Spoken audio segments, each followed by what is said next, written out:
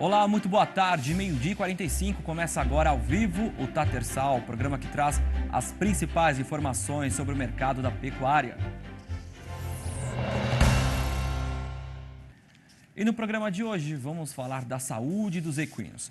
Você sabe como evitar que as micotoxinas interfiram no desenvolvimento do cavalo? O assunto é sério e precisa de total cuidado do criador. Sobre esse assunto eu converso com a médica veterinária e supervisora técnica de equinos da Guabi, Cláudia Ceola. Olá, Cláudia, seja muito bem-vinda ao Tatersal. Boa tarde, Pedro. É um prazer para mim estar aqui com vocês. Obrigada pelo convite. Nós que agradecemos. Bom, Cláudia, como diria o meu amigo Sidney Maskell, para quem não é cientista e não entende do assunto, explica o que são as micotoxinas e onde esses micro-organismos estão presentes. Então, Pedro, as micotoxinas, na verdade, são substâncias químicas que são produzidas pelos fungos quando esses fungos são submetidos a uma situação de estresse. Só que essas micotoxinas são totalmente tóxicas e prejudiciais à saúde dos animais, não só dos cavalos, mas também das outras espécies animais e para nós também. E no verão, a proliferação é ainda maior, das micotoxinas. Por quê? A questão da umidade, do calor. Isso, exatamente. Na verdade, o que leva o fungo até uma situação de estresse é justamente a umidade e as temperaturas elevadas. Então, quando você tem principalmente a somatória desses dois fatores, é justamente quando o fungo produz a micotoxina. Então, agora é uma época assim, muito propícia para acontecer isso, e é justamente onde a gente tem que ter cuidado, né? Porque essas micotoxinas, quando ingeridas, elas trazem muitos problemas, e muitos problemas que muitas vezes são inespecíficos, que é justamente a grande dificuldade que os veterinários clínicos têm, né? Que às vezes você não vai ligar uma situação a outra. E essas micotoxinas, onde é que elas ficam, Quais são os locais que esses micro-organismos acabam proliferando e acabam aí trazendo essa contaminação aos equinos? Pedro, assim, essa situação da umidade e do calor, né, isso vai favorecer com que essas micotoxinas sejam produzidas, e isso em alimentos de forma geral, né? No Brasil, a gente tem uma característica importante, que é até o próprio plantio direto dos nossos grãos, quando você faz o plantio direto, você está dando condições para que esses fungos apareçam e as micotoxinas também. Então, de uma forma ampla, dizendo, né, mais de 90% dos grãos produzidos no Brasil, que é o que a gente acaba utilizando para fazer as rações, né, e até o próprio feno também, acaba tendo uma grande concentração de micotoxinas. Então, o grande cuidado que a gente tem que ter, primeiro, é instruir os tratadores, né, ao fornecer os alimentos, que eles olhem, né, o alimento antes de ser fornecido, porque muitas vezes isso pode ser visto a olho nu e outras vezes não, né? E a outra questão toda é com relação à escolha do produto, porque assim, a gente tem como fazer um controle de qualidade antes de fazer o processamento desses grãos para produzir as rações, né? Mas temos que lembrar que, e mesmo isso sendo feito da melhor maneira possível, se o produto não for bem armazenado, não só a ração, mas também o volumoso, o feno, seja ele de gramínea ou de leguminosas, esses fungos podem aparecer. E, Então, a gente tem que ter muito cuidado com isso.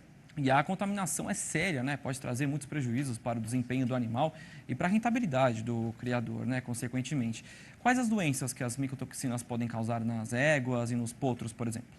Isso, de uma forma geral, Pedro, existem duas situações. O animal pode fazer uma ingestão de grande quantidade de uma única vez, que aí o animal vai apresentar sintomatologia clínica aguda, né? Que aí vão incluir as diarreias, as cólicas, a própria leucoencefalomalácia, que é uma doença neurológica ocasionada por esses fungos. E isso não tem cura, tá? A leucoencefalomalácia não tem cura. E a outra situação seria, que é comum também, é quando o animal ingere pequenas quantidades dessas micotoxinas por longos períodos. E aí que vem o grande desafio do médico veterinário clínico. Por quê? Porque quando a ingestão ocorre dessa forma, os sintomas são muito inespecíficos. Então, você pode ter desde um animal ter uma queda na performance, uma inapetência, uma imunossupressão, você pode ter reabsorção de embrião, aborto espontâneo, os potrinhos ficam imunossuprimidos e depois eles desenvolvem diarreia. Então, muitas vezes, o que acontece é que não se ligam o fato desses sintomas inespecíficos, né, que não são característicos especificamente dos fungos, aos fungos. Aí que é o grande desafio. Então, por isso que o controle da qualidade do alimento fornecido, e quando a gente fala de alimento, eu não estou falando só de ração, e sim também do volumoso, tem que ser muito bem orientado, muito bem observado, para que a gente evite isso, né? E essas doenças desencadeadas, né, pelas micotoxinas, você disse que algumas não têm tratamento, mas as que têm tratamento, né, de que forma o criador pode agir, pode pedir aí um auxílio, obviamente, do médico veterinário, qual é a medida a ser tomada? Pedro, quando as doenças, no caso, sintomas inespecíficos, eles aparecem, a primeira coisa que a gente tem que fazer é suspender esse alimento que está contaminado, né? Então, muitas vezes, mais uma vez eu vou repetir, às vezes ficam aquelas placas de mofo, né? E é o que eu sempre falo, não adianta tirar aquela parte e dar o resto para o animal comer. Não, se tem uma parte do mofo, no feno mofado, tem que eliminar tudo. Se tem uma parte da ração que está mofada, tem que eliminar tudo, né? Então, o primeiro cuidado é esse, é não fornecer mais, suspender o fornecimento desse alimento. E, em segundo, vai fazer um tratamento específico ao problema que ele está desenvolvendo. Então, não existe algo que você vai dar e vai acabar com o fungo. Não, no animal, eu diria, assim, né? O que a gente até desenvolveu agora, né? Existe todo um controle de qualidade para você fazer a produção da ração. Então, essa matéria-prima ela vai ser analisada antes de entrar na fábrica. Ela estando dentro do padrão e sem micotoxinas, né? Essa ração vai ser processada. Além disso, a gente usa o antifúngico e também o sequestrante de micotoxina, que é uma substância que vai ser ativada no trato gastrointestinal do animal. Caso a micotoxina esteja presente ali no trato gastrointestinal, essa substância vai se ligar a ela e vai ser eliminada nas fezes. Então, a gente tem esse controle de qualidade com relação aos nossos produtos e, além disso, a gente fez também um produto específico para os produtores que acabam abrindo mão e utilizando o silagem de milho, os pré-secados, que são duas modalidades, dois tipos de volumosos que são muito usados, e a forma como eles são feitos, né, acaba tendo favorecendo o aparecimento dessas micotoxinas. Então, é muito comum você ter micotoxina em silagem de milho e em feno pré-secado, pela forma que ela é condicionada, vamos dizer assim. Então, quando os produtores usam essas matérias, essas fontes de volumoso, por serem baratos, né, acaba ficando economicamente viável, e justamente por isso foi que a gente desenvolveu um produto que tem uma concentração altíssima de sequestrante de micotoxina para tentar impedir que essa intoxicação aconteça, né? Mas, assim, com relação aos sintomas, se for no caso do problema neurológico, não tem o que fazer. E os demais vai ter que tratar a sintomatologia. Mas o ideal é a gente evitar que esse animal ingira o alimento contaminado. Pois é, né? Sobre essa prevenção, a gente já falou aqui sobre a questão do verão, que aumenta a proliferação de micotoxinas, que é cada vez maior, né? Quais os cuidados que os criadores precisam ter para evitar que isso aconteça não só nessa época do ano, mas em outras, né? Que é um cuidado que tem que ter a todo momento, né? A todo momento e, mais uma vez, não só com ração, mas também com o feno.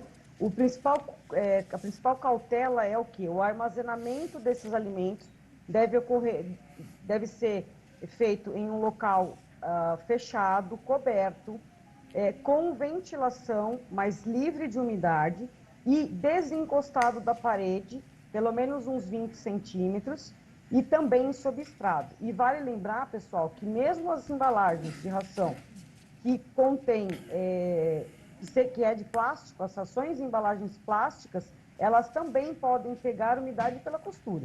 E aí, Pedro, é o grande desafio, né? Porque eles encostam na parede, às vezes a parede recebe umidade e essa umidade penetra por dentro da costura e acaba mofando o produto, né? Então, não só com as rações, mas também com o feno, tem que estar sobre o estrado para não ficar diretamente no chão e também desencostado da parede.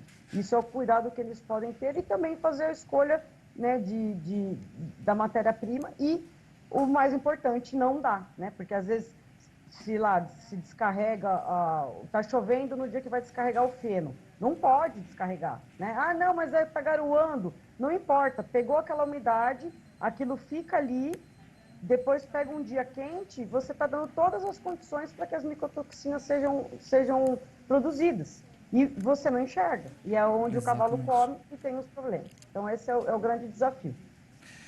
O Brasil é um país, né, de extensão continental e de mais variados climas, né? Os cuidados também variam de região para região, né? Algumas regiões mais úmidas, outras mais secas. Quais os cuidados que os criadores precisam ter, assim, numa situação em que nós temos vários climas no Brasil? A gente tem que pensar sempre na umidade e no calor. Então, as regiões que estão muito úmidas, por exemplo, o que o criador pode tentar fazer é receber os alimentos quinzenalmente, não armazenar por grandes períodos de tempo, né? Então, ele pedir com uma frequência menor, justamente para não ficar mais tempo armazenado, e ficar atento se está chovendo, se está muito quente, ficar atento com o recebimento no dia de chuva ou não. Então, assim, óbvio que tem regiões que têm menos problemas, mas se nós formos avaliar o cenário do Brasil inteiro, sempre você tem um cenário de quente, úmido, ou só quente ou só úmido, né? Geralmente, os dois são os mais importantes, mas quando você tem sol, vamos supor, num lugar que quase não chove, mas se você tiver umidade próximo na parede e o lugar for muito quente, essa micotoxina pode se desenvolver. Então, a gente tem que ficar atento a isso, porque falta muita informação, Pedro, com relação a esse assunto. Então, muitas vezes as pessoas ligam a diversos outros problemas e uma coisa tão simples não está sendo observada e é o que realmente está ocasionando esses transtornos aí nos animais. Exatamente, né? Você citou a questão do cuidado, né? Até me despertou a atenção a questão da garoa, né? Ah, mas está garoando, eu posso levar o alimento mesmo assim, não tem problema. Descarregar o feno, descarregar, enfim, a caixa, né? Que você está carregando ali o alimento do equino, né? E nessa situação a gente acaba percebendo que pode levar um grande prejuízo, ocasionando a proliferação das micotoxinas. Cláudia, muito obrigado pela sua participação. Infelizmente, nosso tempo acabou aqui no Tatersal. Obrigado mais uma vez pela sua participação, né? As portas aqui do Terra Viva estão abertas para vocês. Mais uma vez, agradeço. Tenha um excelente ano e que a gente possa ter mais encontros aqui. Obrigada, Pedro. Foi um prazer para mim. Estamos à disposição. Obrigada pelo tempinho, pelo bate-papo. Foi ótimo. Obrigada, viu? Foi ótimo mesmo. Eu que agradeço. Uma excelente tarde para você. Bom, pessoal, o Tatersal de hoje fica por aqui. Você sabe, né? Perdeu alguma coisa? Quer ver? www.tvterraviva.com.br. Lembrando que o nosso Tatersal também está lá na nossa página do YouTube. Vai lá no canal Terra Viva no YouTube e você pode aí conferir todo o nosso conteúdo aqui do Terra Viva. Uma excelente tarde para você. Até amanhã.